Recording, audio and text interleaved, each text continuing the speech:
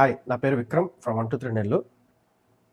నేను ఈరోజు మీకు ఒక ఇంట్రెస్టింగ్ థింగ్ని చెప్పబోతున్నాను. అదేంటంటే మనం చూసాం ఈరోజు తమిళనాడు ఎలక్షన్స్కి సంబంధించి అందరి అంచనాలను తారుమారు చేస్తూ ఇళయ తలపతి విజయ్ గారు ఈరోజు ఆయన ముఖ్యమంత్రి పీఠాన్ని అధిరోహించబోతున్నారు.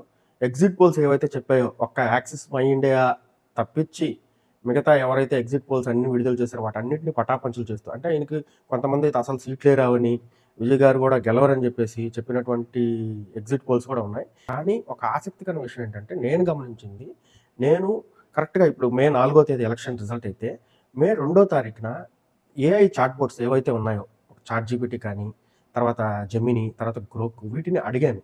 ఏమని అడిగానంటే జనరల్గానే మనకి సోషల్ మీడియా ట్రెండ్స్ని కానీ, సోషల్ మీడియా అనాలిసిస్ని కానీ, ఒక సెంటిమెంట్ అనాలిసిస్ అనేటటువంటిది డేటా అనాలిసిస్లో బాగా చేస్తుంటారు.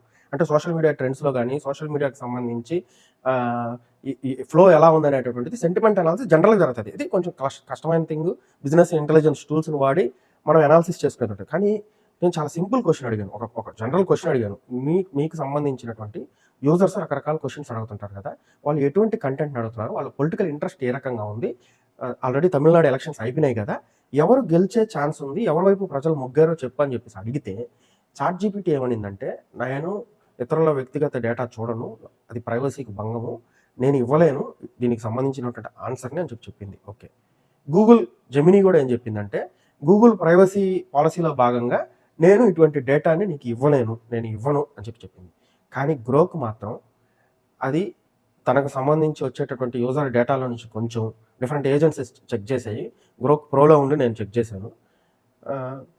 ఏజెంట్స్ ద్వారా తనకు సంబంధించి యూజర్స్ అనేటువంటి కొంచెం డేటాను తీసుకునింది. అదేవిధంగా తనకి అసోసియేట్ అయినటువంటి ట్విట్టర్ ప్లాట్ఫామ్ నుంచి కూడా రకరకాల యూజర్స్ ఏ క్వరీస్ అడుగుతున్నారు ఏంటనేటువంటిది పూర్తి స్థాయి సెంటిమెంట్ అనాలిసిస్ చేసి పక్కాగా చెప్పింది. ఏమని చెప్పిందంటే, డిఎంకేకి యాంటీ ఇన్కంబెన్సీ అనేది చాలా ఎక్కువ ఉంది కాబట్టి డిఎంకేకి సంబంధించి వచ్చేటటువంటి ఛాన్సెస్ లేదు. బట్ ఎవరికి ఇది ఎడ్జ్ అవుతుంది అని అంటే, ఏఐడిఎంకే కంటే ఏఐడిఎంకే కూడా ప్రభావం చూపించలేకపోతుంది, విజయ్ మాత్రమే ప్రభావం చూపించగలుగుతున్నాడు. విజయ్కి చాలా లీడింగ్ ఉంది, టీవీకే విజయ్ వచ్చే ఛాన్సెస్ ఉన్నాయి అన్నట్టుగా ఇచ్చి మే 4వ తేదీ ఫలితాల కోసం వెయిట్ చేయి, నీకు తెలుస్తుంది అని చెప్పేసి ఒక సలహా ఇచ్చింది. లాస్ట్లో ప్రాంప్ట్ ఇంజనీరింగ్ కూడా ఏం చేయలేదు, జనరల్ దాని క్వశ్చన్ అడిగితే అది అనాలిసిస్ చేసుకొని చెప్పింది. అదే రానున్న రోజుల్లో పరిస్థితి ఎలా ఉంటుందో చూడండి. అదే యూజర్కి సంబంధించినటువంటి కొంచెం ప్రైవసీకి సంబంధించి పర్మిషన్స్ కానీ తీసుకున్నాయి అనుకోండి ఏఐ చాట్ బోట్స్, ఇంకా సెంటిమెంట్ అనాలిసిస్ పూర్తి స్థాయిలో కానీ చేయగలిగాయి అనుకోండి, ఎగ్జిట్ పోల్స్ కంటే కూడా ఈ ఏఐ ఆధారమైనటువంటి యాప్స్ కానీ, ఏఐకి సంబంధించిన బోట్స్ కానీ రానున్న రోజుల్లో వచ్చేటటువంటి అవకాశాలు ఉన్నాయి. ఎగ్జిట్ పోల్స్ కూడా కనుమరుగైపోయేటటువంటి అవకాశాలు ఏఐ ద్వారా ఉన్నాయని చెప్పేసి మనం భావించవచ్చు.